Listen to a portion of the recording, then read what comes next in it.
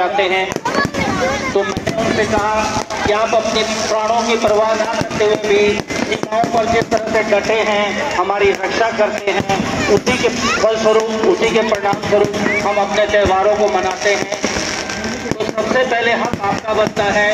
सेना के जो भी माननीय अधिकारी इस कार्यक्रम को देख रहे हैं, मैं बिरादरी की ओर से आपका हार्दिक अभिनंदन करता हूँ, हार्दिक स्वागत करता हूँ।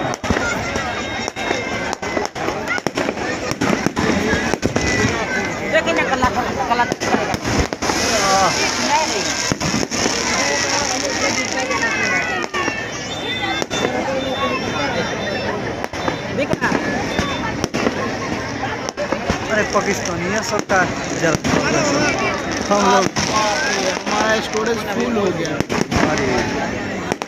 यही से कहते हैं।